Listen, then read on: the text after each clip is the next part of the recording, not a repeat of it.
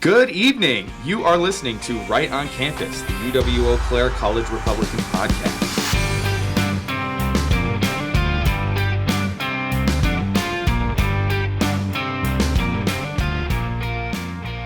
Good evening. You're listening to Right on Campus, the UW-Eau Claire College Republicans podcast, UEC College Republicans, and I'm here with my co-host and working partner, Tatiana, the president of UWEC College Republicans.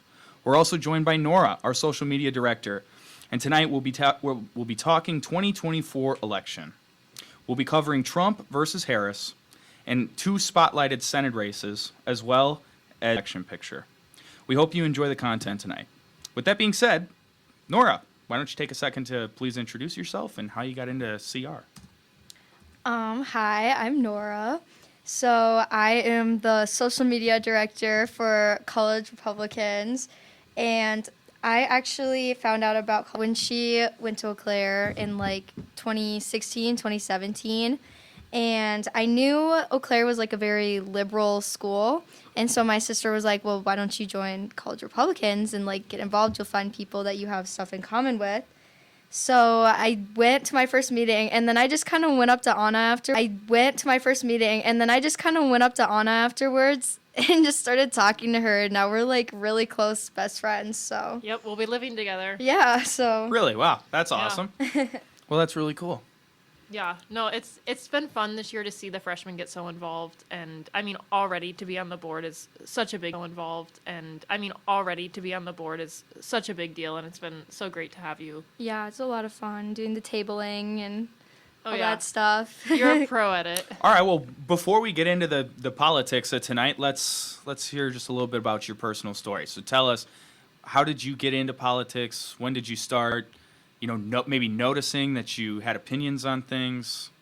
Tell me that. Yeah, so I would say 2020, I'm from the Twin Cities, so I was very close to the George Floyd stuff that was happening. And so I just remember being in lockdown, stuff, and I just remember watching the video, and I was like, oh, this is horrible. And then stuff I started hearing from other people no, he was on drugs and stuff. There was more to it. And then I just started watching political videos and stuff. And then I remember I was pro-choice. Okay. And then my sister was like, do you know what abortion is? And I looked it up, and I watched videos, and I was like, this is horrible. And then I kind of just was leaned more right. And then I found out that my dad was conservative, and I don't really know what my mom is, but she leans more right. Okay, that's really interesting. She says she's independent. Yeah, but she leans more right. Yeah. But I'm definitely way more conservative than my parents are. So interesting. Yeah. I think you bring up a good point too, because you talked about in both the George Floyd case and the abortion case, you started to get more involved when you started to do your own research, and you drew your conclusions based on what you actually saw happen, and not just based on your first initial reaction to it. Yeah. Gosh, Black Lives Matter. Holy crap. This is the Floyd video. This is disgusting. I was absolutely sick to my stomach. Yeah, I think we all kind of were. Yeah, I didn't, and I wasn't political at all. And then I remember the storming of the Capitol. My civics teacher was I want everybody to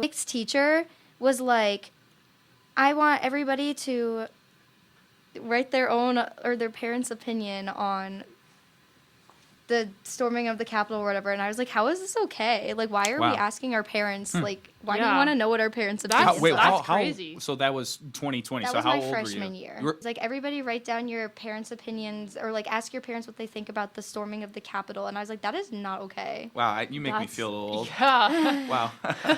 That's crazy though. I can't believe a school would do that. Yeah, that's really it reminds me back. I don't know. Ryan probably remembers this more than Nora does, but back when the Obama, do you have to vote in class on which one you would pick? No, I never had to vote in class, but I will tell you, I remember sitting in the lunchroom in 5th grade, and a couple kids talked about how their parents liked Obama and I liked Romney, and I didn't know why. And so that's kind of all I knew about I was in 2012. Grade, and I didn't know why. And so No, that's same. kind of all The I know same. about I was in 20, fifth grade, 2012. though. Or for that one, I was in first grade, I think. Yeah. Dang. You must have Yeah. been really young then, Yeah. yeah. I remember they made us vote in class, and I voted. I was For the only Mitt? one in the class who voted for Mitt Romney, and Yeah. they were like, "Why are you doing that? Why are you voting for him?" And I was like, "I don't know." To kids, like, Yeah, that is interesting. I mean, I remember in 2016 we had draw in your own electoral map. And so that was kind of a way that like our teachers were gauging, students' political affiliations and stuff. But no, not in 2012. Before we get into the politics, I will just stay here with Nora for one more second. I think it's really cool that you actually, it sounds to me like you did your own research. Whereas like I feel like a lot of people, including myself, like my politics originally came from my parents. Yeah. Like, and whether you know it or not, I'm from my parents. Yeah. Like, and whether you know it or not, I'm sure yours kind of do too. But like the fact that I remember having conversations with my dad about, oh, we're voting for or you're voting for Romney, or like what do you feel about this, or what do you feel about that? And then I would go to class and I was a parrot and I would say the same stuff and started looking into, what is abortion and what is, I was economic politics focused when I was young. Yeah. And then I really shifted into social politics. Yeah. But for you, I think it's really cool that you say that, like, it wasn't your parents and it was just They you. didn't really talk about it. And I feel like my dad is more like the about it. They didn't really talk about, and I feel like my dad is more like the economic stuff. I feel like, and I'm more of like the social stuff. So. Yeah. Well, sweet. Okay. Moving over to the election. So, in how many days now? oh, We 10. have 10. We have 10 10 days. days. When Woo, from go when we're vote. recording the Yeah, podcast. so 10 days from when we're recording the podcast. I I think think it when comes we out upload it, it'll be 1, 2, 3. Oh gosh, 4. can I count? Yeah, 4 4 days. 4 days. Yeah, they That's should come out on the crazy. Friday Wow. before election. Right. So we got Donald Trump, the 45th president of the United States, running against the current vice president. I've got some poll numbers here that I'd like to go through. So these are poll numbers collected from the New York Times, which, like them or not, they have a pretty reputable polling Yeah, no, database. they're usually pretty good. So let's just start at home. On October 26th in Wisconsin, Trump and Harris are dead even. Harris is trending downwards, plus 2 percentage point lead over Trump on October 1st. So she's lost 2 percentage points, which is relatively within the margin of error. But That's shocking to me. Yeah. Because there's been a lot of campaigning for Harris on campus recently. And just a lot of like speakers from the Harris campaign. I should ask, have you guys Campaign. I should ask, have you guys noticed a overwhelming amount of Harris ads and on TV and radio compared to Trump in our area? Yeah, I don't know if I've ever seen a Trump ad, not gonna lie. Exactly. I have. Have you? I've seen. It's like, it feels like it's from like the same like director. Feels like it's from like the same like director or whatever. It's like Yeah. the same vibe, The but back, it's the one yeah. where it's like Kamala wants to let immigrants Yeah. do transitions or whatever. I've seen that one, but otherwise it's all like the TikTokers reading their script or Yeah. whatever. Yeah, I mean, it's just I listen to our local talk radio. And, Okay. I mean, it's conservative talk radio, so I hear some on there. But I'll even hear on the conservative talk radio we have Kamala ads and like Yeah, you know, they're everywhere. on the radio. I listen to a lot of radio. I don't know why, but I just do. Maybe I'm a little old. You were born for the Yeah, podcast. I was born. I was born in the wrong generation. But so in Wisconsin, and so he is coming to Green Bay. Yep. This week or Oh. next This week, week? uh, Yeah. Dave, shout out to Dave. Yeah. Who just was on our podcast last Yeah, week. catch the last episode. If you haven't watched that, definitely give that a listen. But he was just texting me, and let me pull it up and see. I know that Christy I believe JD Vance will be somewhere as well, if my phone works. But yeah, JD Vance will be in town, or not in Eau Claire, but in Wisconsin this week, as well as Trump in Green Bay. Sure. I want to say JD Vance is in Wausau. Yeah, that's what I thought I heard too. It was Green Bay, Wausau, and then maybe like Waukesha area. Yeah. Green Bay, Wausau, and then maybe like Waukesha area. Yeah, But I don't yeah. know. I'm not totally sure. Okay, moving on. We're going to stay in the Midwest. We've got Michigan polls from October 26 have Trump and Harris in a dead even heat. Harris is also trending downward in Michigan, Where's my phone? I have that. One of the main, we might kind of touch on this later, but she's October 1st. She's down. She was at 1.9 percentage points above Trump, and now they're dead even heat. One of the main. I actually have 538 pulled up right now. Yeah. And Harris is now up in Michigan. Yeah. And Harris is now up in Michigan by 1 point. By one. Yeah, I mean. So it's really margin of error. Way. Yeah. This is. You have 538? Yes. Okay. Yeah, But I this have is the today. New York Times. Yeah. Okay. Yeah. Yeah. So it's really, I think. Well, this is today. Yeah. Yeah, I pulled mine from the 26th. So it goes to show how quickly. Yeah, So it goes to show how quickly. Yeah, anything can change. And we've got Trump. I don't YouGov. So YouGov's got that Trump leads Harris 49% to 47% among Arab Americans, and Biden won them by an estimated 61 to 30. Is that? Well, that's it's without getting too long-winded about it. The Democrats are in a really sticky position with regard to the conflict in the Middle East. Yeah, that's kind of what I was wondering, if it had to do with the Middle East. It absolutely does. In Michigan, particular, is where this is going to matter. If it had to do with the Middle East. It absolutely does. In Michigan, particular, is where this is going to matter because Michigan, in Dearborn, has a high population of Arabs. Yeah. And Arab Americans, I should say, and they're going to vote for the candidate that in my opinion, I think is going to be most honest about their position. And with Trump, at least, when you look at his position on Israel, it hasn't really changed. It's kind of stayed constant, and you know where he stands, and you know what you're going to get with him.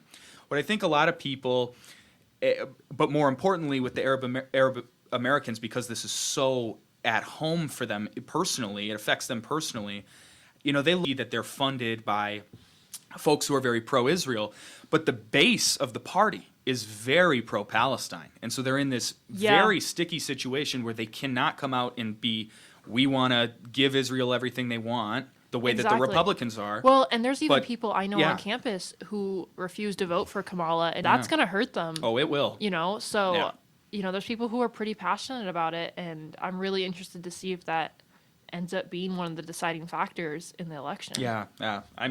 I'm sure it will be. I mean, and the other day, Israel did their counterstrike on Iran. I don't know if you saw that, but they did. Did their counterstrike on Iran. I don't know if you saw that, but they did.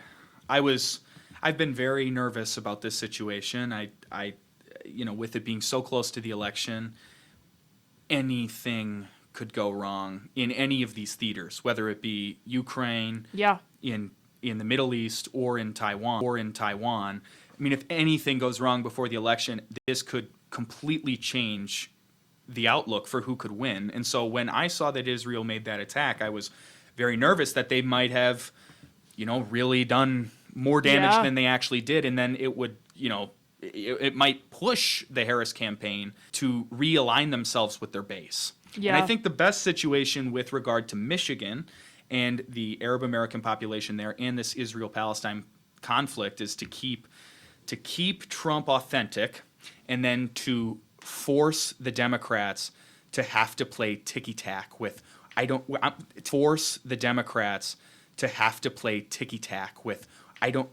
today I'm going to send weapons to Israel, and tomorrow I'm going to stand up against them. Okay, but do the Democrats really care if Harris switches her opinions? I mean, Nora was just talking about this before we started the podcast, how often she changes. She doesn't even really have opinions. She doesn't really have opinions.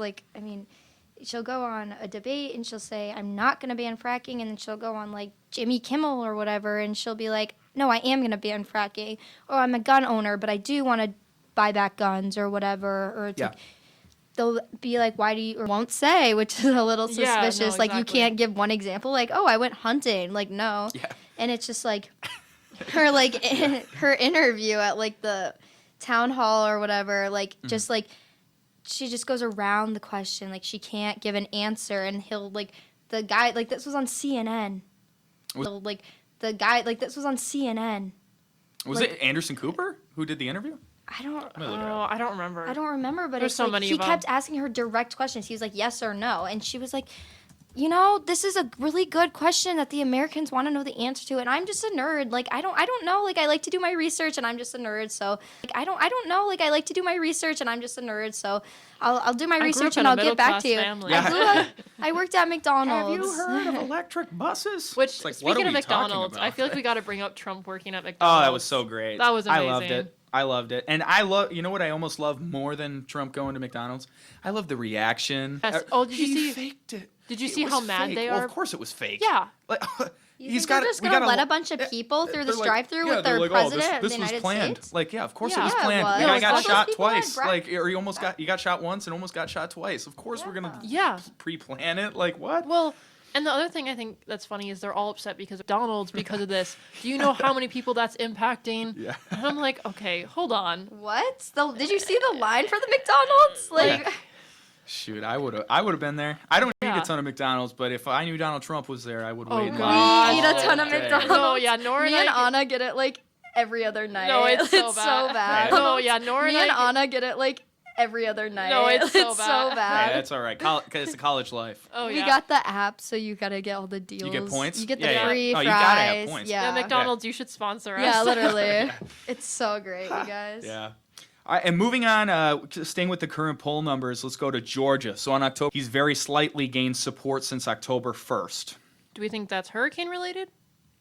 I think I think that in 2020, the counties around Atlanta were mobilized to vote on the policing issue because of what happened with Floyd. Oh, and okay. so Biden was able to ride the coattails of the Floyd effect of the summer of 2020, and then mobilize African American voters to get out and vote in the Atlanta in Atlanta proper, and then the Atlanta suburbs.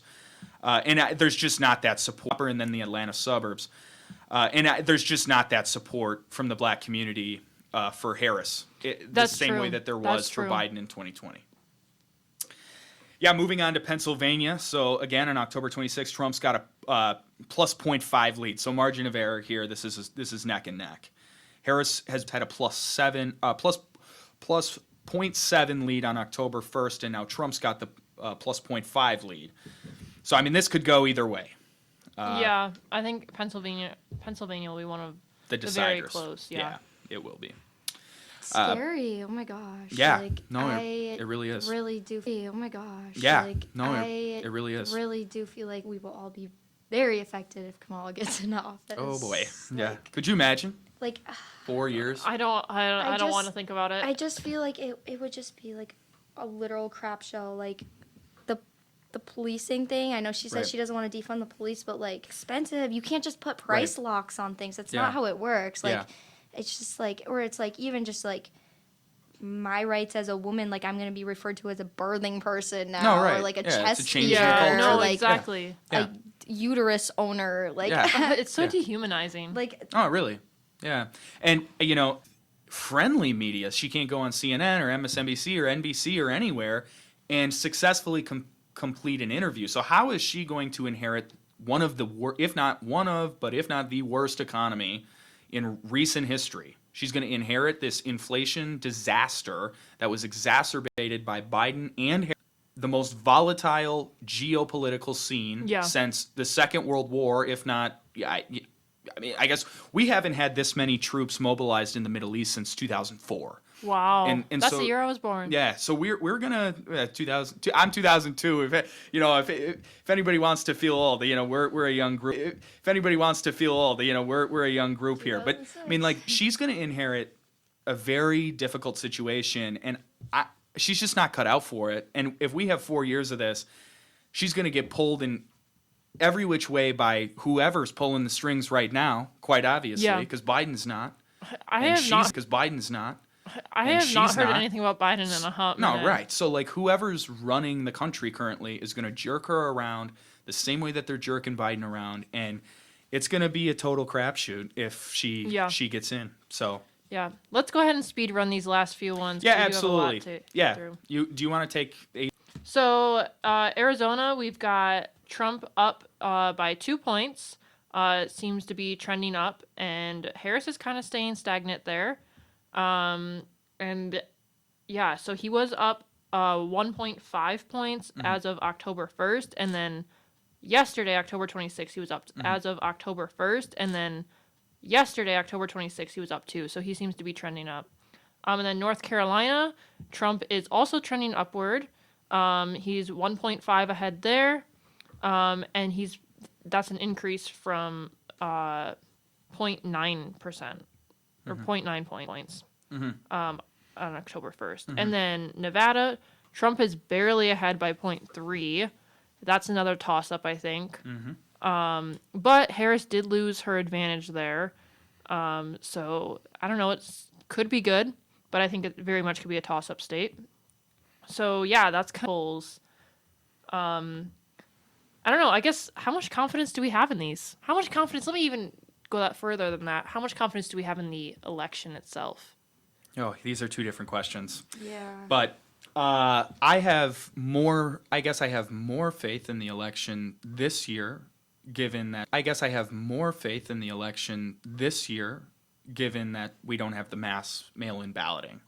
That, whatever anybody wants to say about that's unverifiable and all this stuff that they love to say, you will never convince 50% of the American population that when we had record numbers of mail-in balloting votes, that maybe something didn't go wrong. You're just never going to be able to do it, and it's a feeling that we all have had, and we all feel like we didn't get hurt out on. With that being said, I think 2024 is different. We're going to have, we may have early voting, but we're going to have more in-person voting than we did in 2020. So ballot counting, then this mail-in system that we had going on in 2020.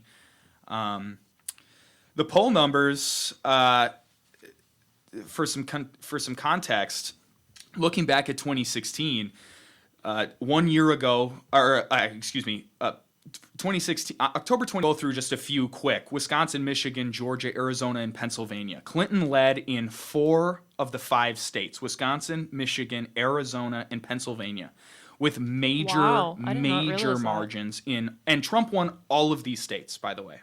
And so those are the reason why I picked him is Clinton had a +6 lead in Wisconsin, a +7 lead in Michigan. Trump, the only swing state that he led in, actually I would need to cross-reference North Carolina, but I'll say one of the, if not the only, was Georgia. He had a 2.5 that state. Yeah. Clinton had a 1.5 in Arizona and a 5 in Pennsylvania, and Trump went on to win all of them. Dang, that gives me some hope. Yeah. I think too, there's two sides of this. It gives me some hope, but we also shouldn't be too confident in it. Absolutely not. We got to keep pushing. We have 10 days left. Let's utilize those 10 days to the best of our ability. And, don't just go to the polls. Bring your friends to the polls. Yeah. Go early. Jump in Dave's Humvee. We're going to be driving that around this week. If you need a ride, let us know.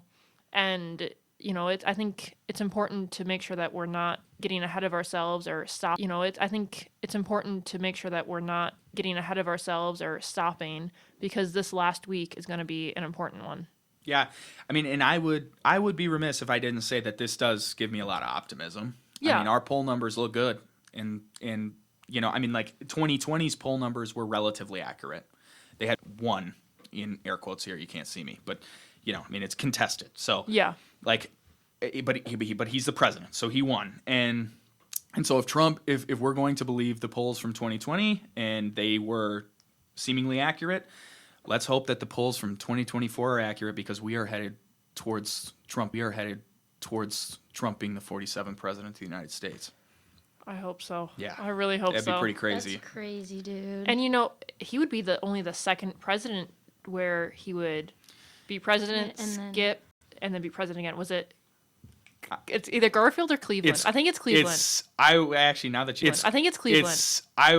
Now that you said Garfield, it made me want to think it. Yeah. So the only other president then that would serve a non-consecutive term was Grover Cleveland.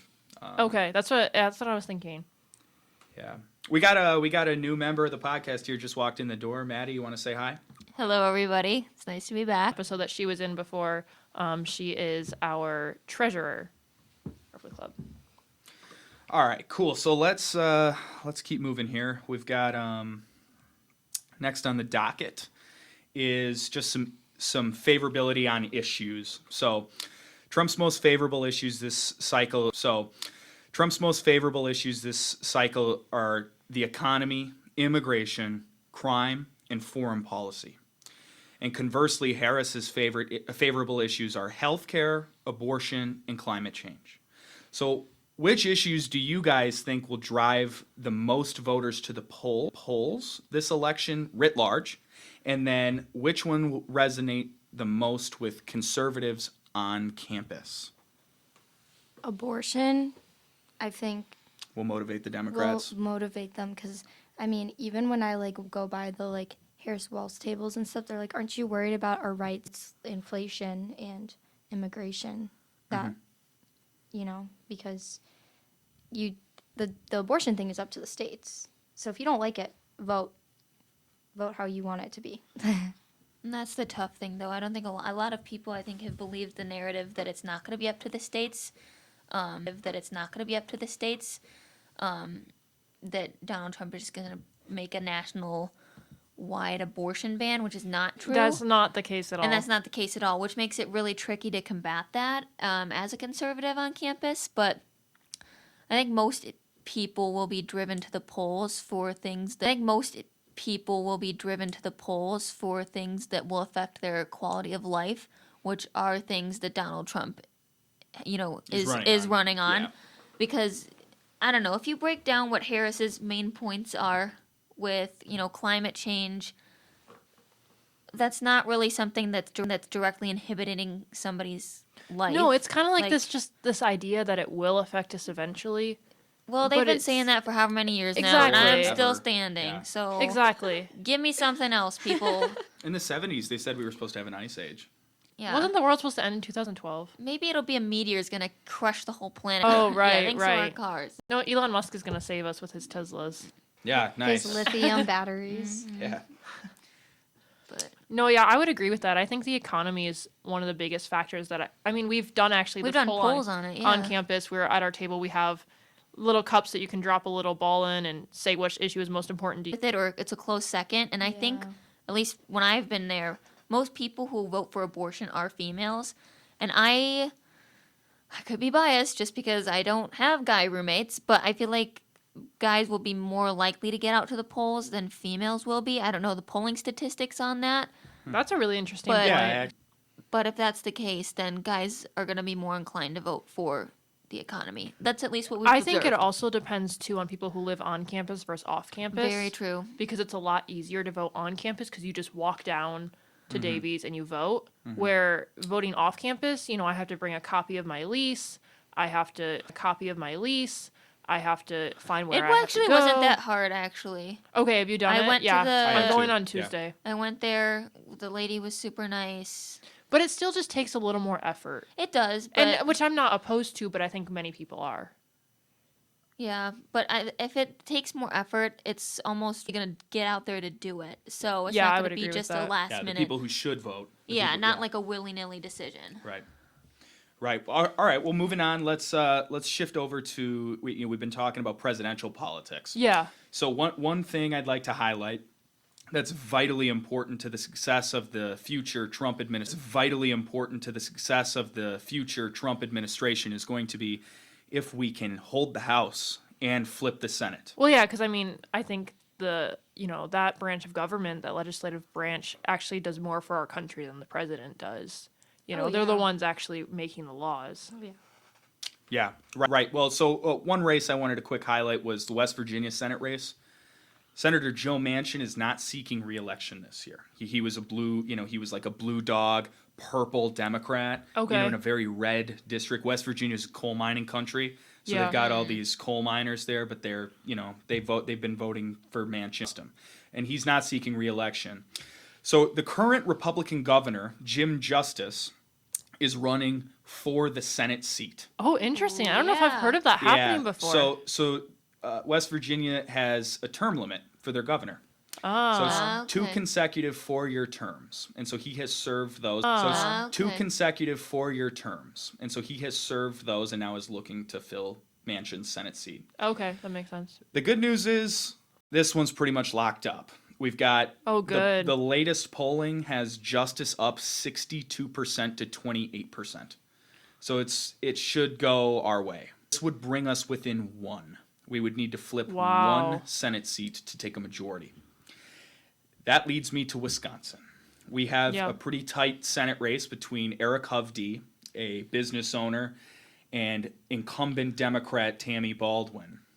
She's defending her seat and is polling at 2.5 plus percentage points over Hovde. So how does the role of youth voters impact this race in Wisconsin? Okay. I'm kind of eager to answer this question because I am from out of state, but I am voting in state. And I am from out of state, but I am voting in state. And what I mean by out of state is I was born in Illinois, go to school here, and I'm voting here. That's what we like to hear. Yeah.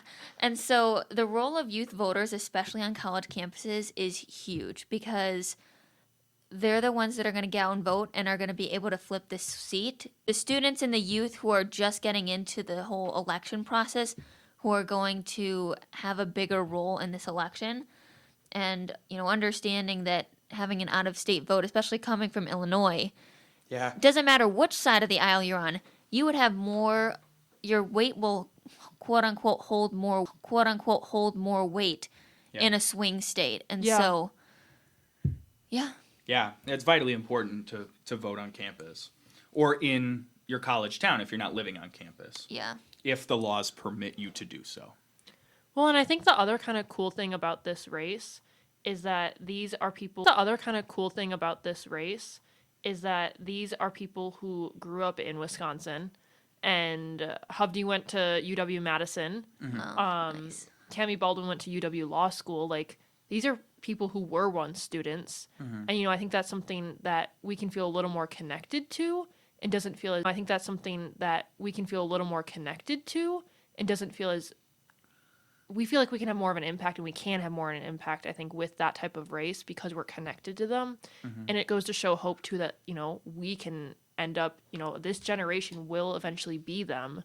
Yeah. And, right. I think that's kind of a... Because I feel like a lot of political ads that I've seen right now have been talking about who left the state and who did what and are so against the people. But if we really take a look at it, like you were saying, both candidates do have a background here. And And I don't know how connect. much you guys know about Hovde, but he actually started this business called Hovde Homes. And it's essentially this business that provides shelter and care to vulnerable children and families. Oh, wow. And it involved food banks, literacy initiatives, and then trying to end human trafficking. Wow. Wow. Yeah, and so I think that goes to show a lot of Yeah, and so I think that goes to show a lot of his character, and to be honest, I don't really care that he left the state. And what matters is that he's here now. I left the state. I was born here. Yeah. My dad was born here, raised here.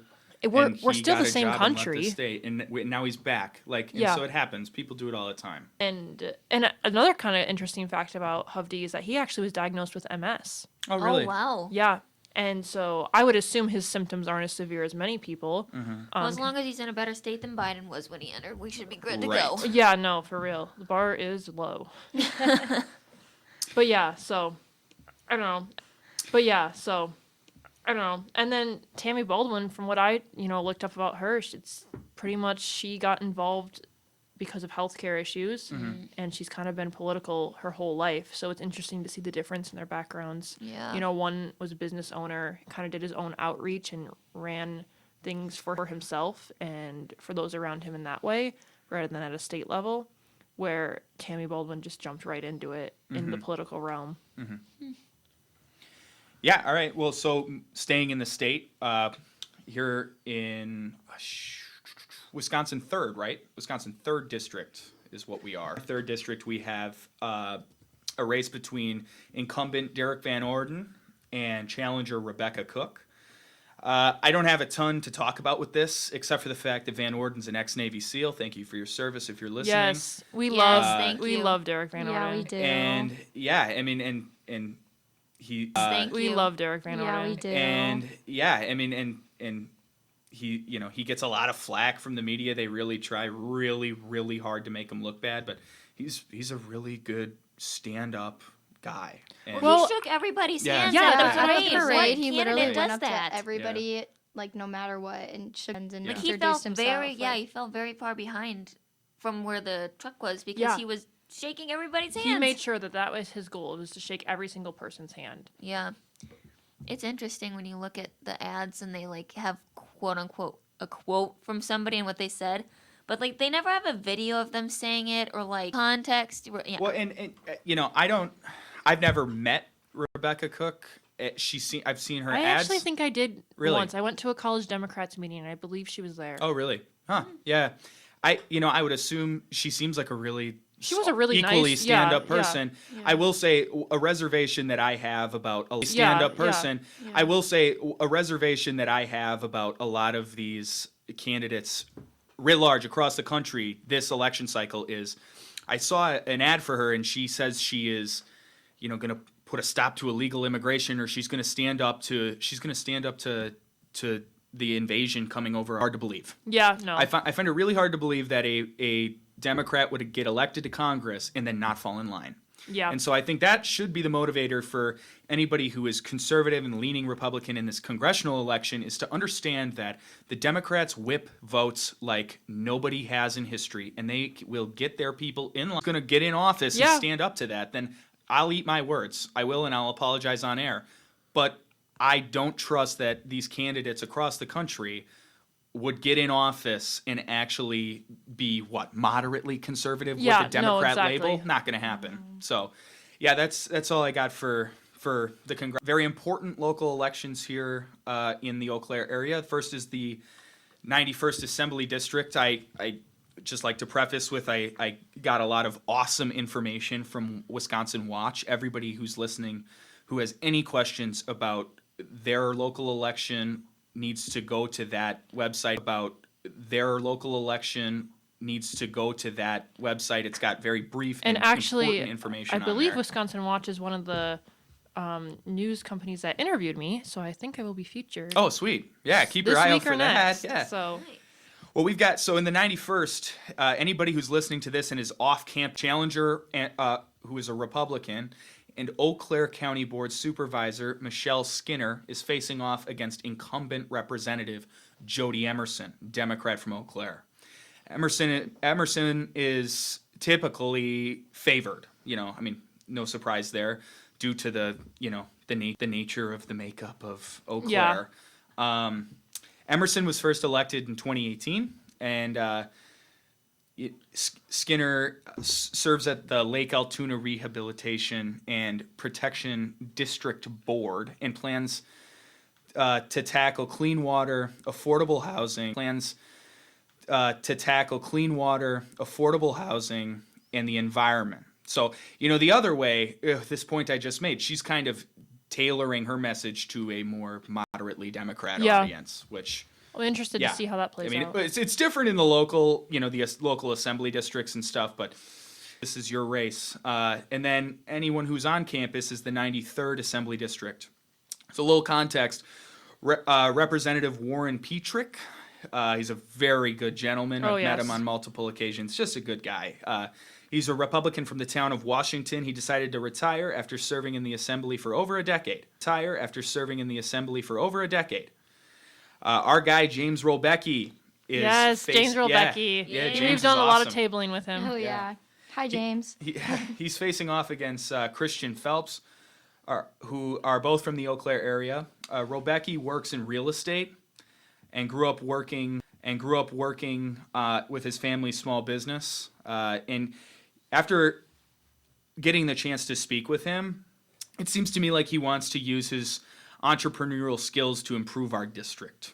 So one question to kind of wrap up the podcast here is, why should students care about local to stay in our area or are only in our area temporarily?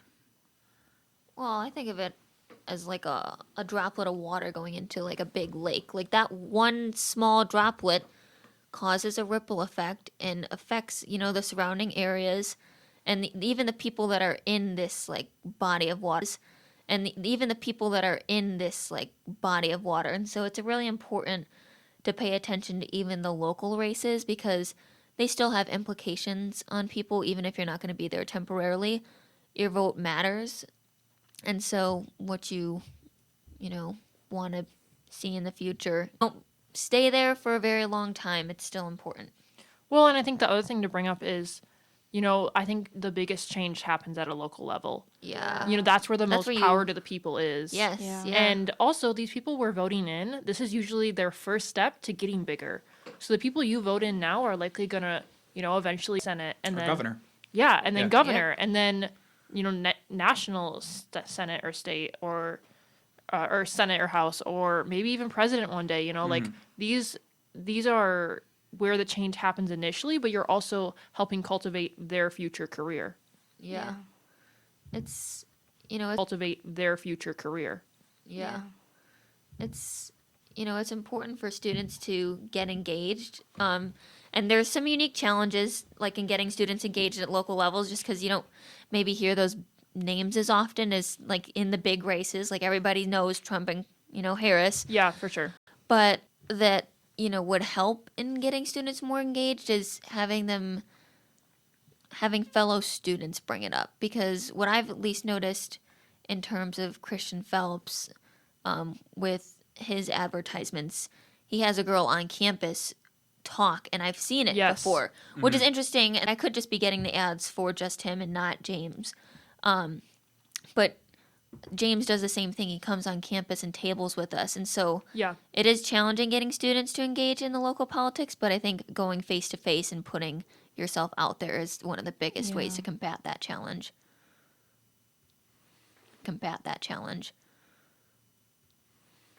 Yeah, and I think the other challenge too is that, we're seeing that Michelle Skinner is running on clean water in Eau Claire. Yeah. And I don't think that's something a lot of students really are that passionate about. Yeah.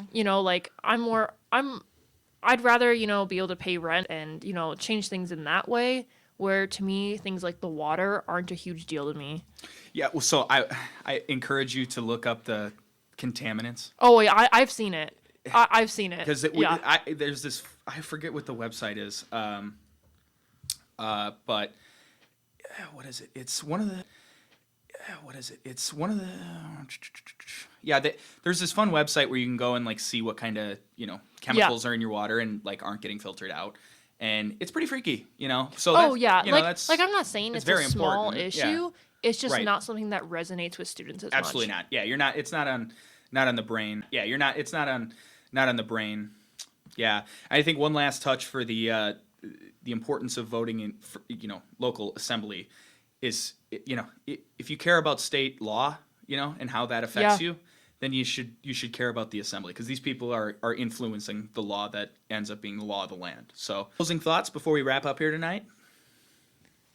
If anybody needs help with figuring out how to register for vote, I'm sure you're really able to leave a comment or something, or Yes. just message us on Instagram. We'd love to help with that so that you could enact your right to vote, because that is one of the beautiful things about being in this country is you have a right to.